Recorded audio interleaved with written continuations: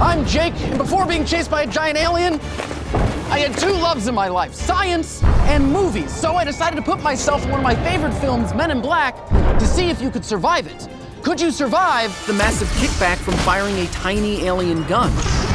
Being in close proximity to a galaxy condensed to the size of a ping pong ball, or being swallowed alive by a giant alien creature? Could you survive Men in Black?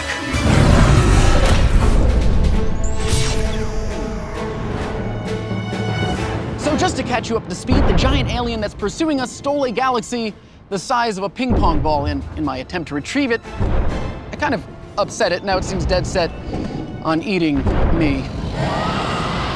Oh no, it's right behind me, isn't it? No, don't look, you'll give away our position. Whew, I got this. This is your last chance, you monster. Give me the galaxy.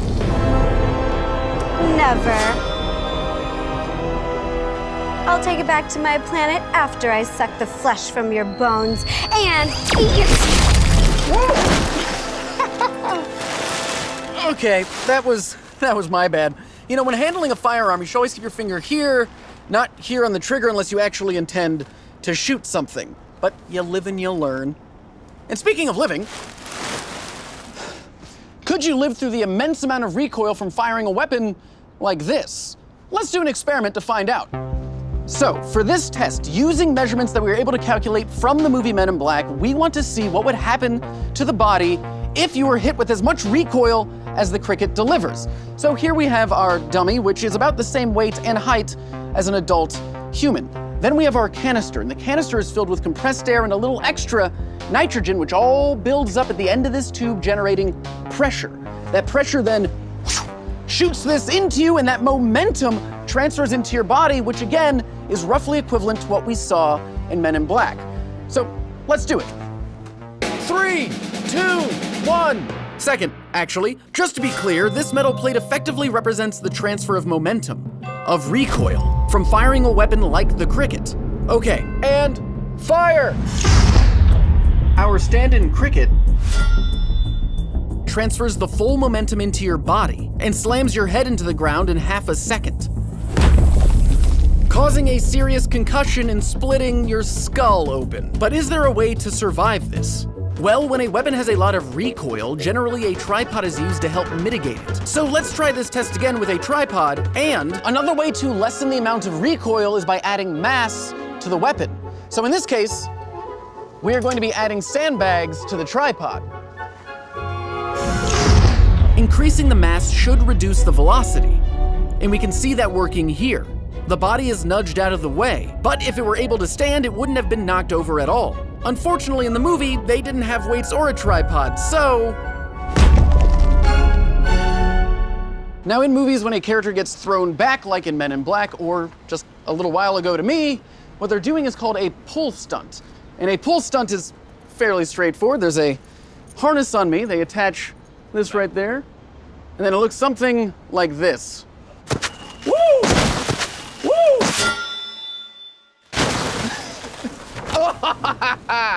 That was fun. Back to the narrative.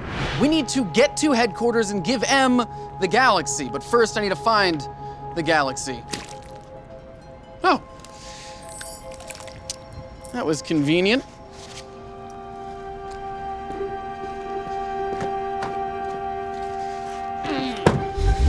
M, I'm on my way. You're gonna love headquarters. There's aliens everywhere, agents, it's really fantastic.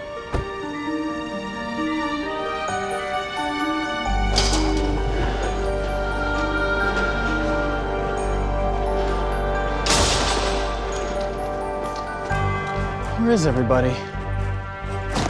What are you doing? We gotta get out of here. The whole place is gonna explode. Oh, I gotta go talk to M. So many stairs. Oh, there's more stairs. M, where is everybody? All the aliens are fleeing Earth because they think it's gonna get blown up. Like that would be the first time? So it's just you and I? Unfortunately, yeah. And we might not be here much longer. A couple of hours ago, the Vulgarians broadcast a message saying that they would blow up planet Earth if we didn't get them back the galaxy. Wait, you mean this galaxy? That's the one. How did they even get a spiral galaxy to fit into such a small volume? Very good question. But more importantly, how much does it weigh? How are we standing?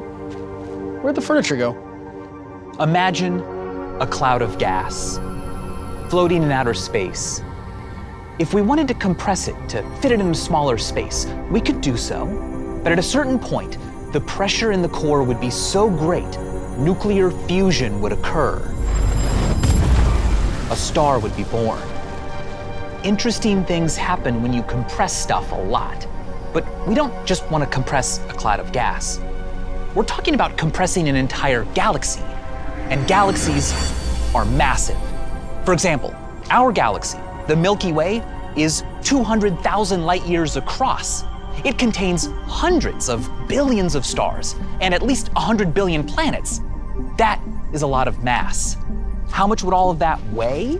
Well, it depends what you weigh it on, but its mass, we're talking a mass equal to about 1.2 trillion solar masses. That's about 20 trillion kilograms. It's a big number. Okay, that much mass compressed into something the size of a ping pong ball, you wouldn't have a nifty little tchotchke, no, you'd have a black hole. A black hole with a diameter of more than half a light year. We would be inside it right now. The entire Earth would be sucked inside. Our solar system would be gone. But since that's not happening right now, since we're safe, and because the laws of physics say doing so would pretty much be impossible, I think it's safe to say that a galaxy in your pocket is impossible. We have nothing to fear. Oh, well, that's great. Or do we? An advanced alien civilization may be able to collapse a galaxy down to the size of a ping pong ball without changing its shape and without removing any of its mass. If aliens could do that with an entire galaxy and fit it in a ping pong ball, they may also be able to, at all times, access its energy. And how much energy is inside an entire galaxy? Every second, there's enough radiant energy from a galaxy to boil Earth's oceans 258.9 billion times. So it seems like the best option is to get this thing off of our planet before they or it destroys all life as we know it. Yeah, that would probably be a good idea. Where did the furniture come from? The Vulgarians have told us where they want to meet you. I've sent those coordinates to your car. Won't let you down. Close the door.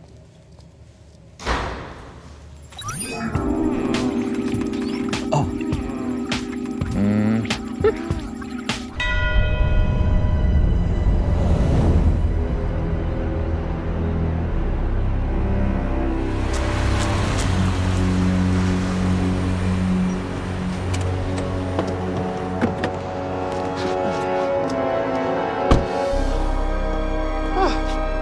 London looks a lot like Los Angeles.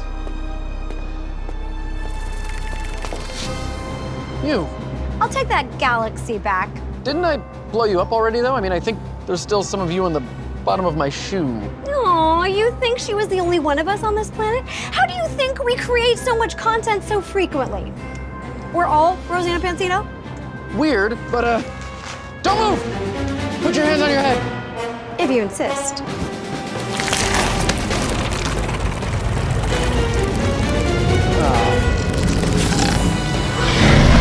This sucks.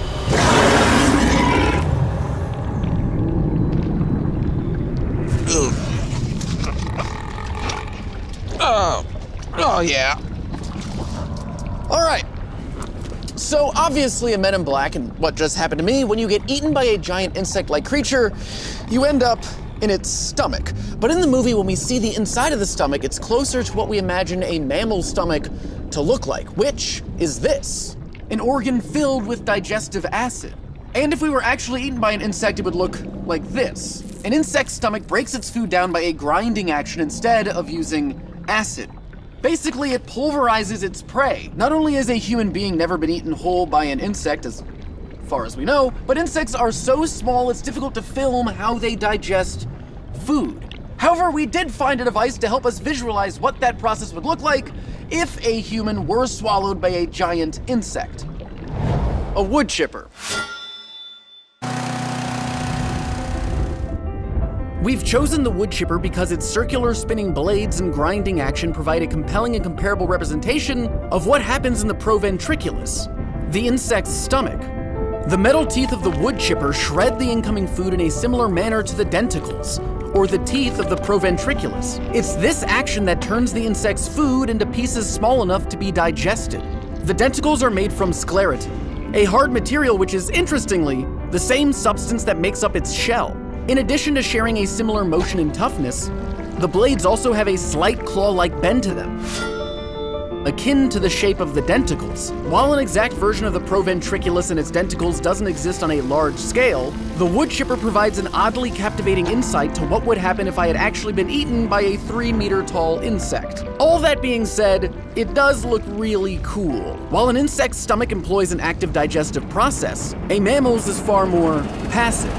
As we can see here in this time-lapse, the digestive acid works slowly on the food, breaking down the enzymes until all the nutrients have been leached from the meat, leaving a disgusting sludge to be passed from the body. To really see how the acid breaks down the flesh and bone, please enjoy this top-down time-lapse set to the overture from The Barber of Seville.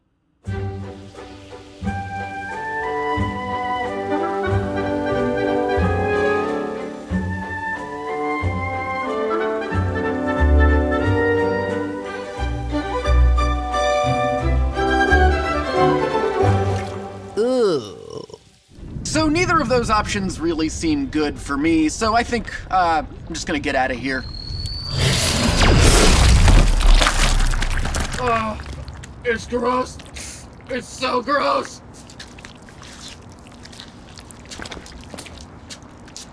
Should really be more bothered by this.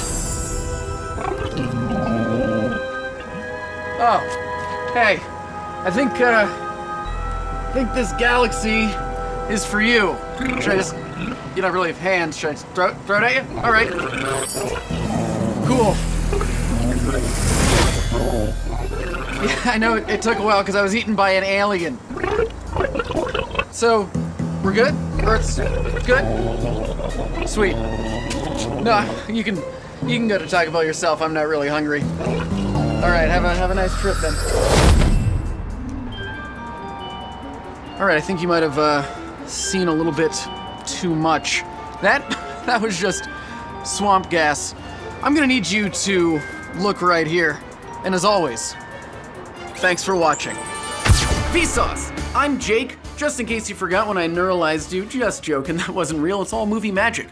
And speaking of movie magic, if you want to see how we made those incredible VFX like that alien row and that other floating alien that we saw at the end, there was a behind the scenes that chronicles how we did that. It's really fantastic. In addition to that, there's also a new video from Michael Stevens at Vsauce1 and Rosanna Pansino that I cannot recommend enough. They are in a playlist with a bunch of other YouTube original learning videos just like this one. So to watch the BTS, click right here. To watch the learning playlist with Michael and Rosanna, click here. And as always, thanks for watching.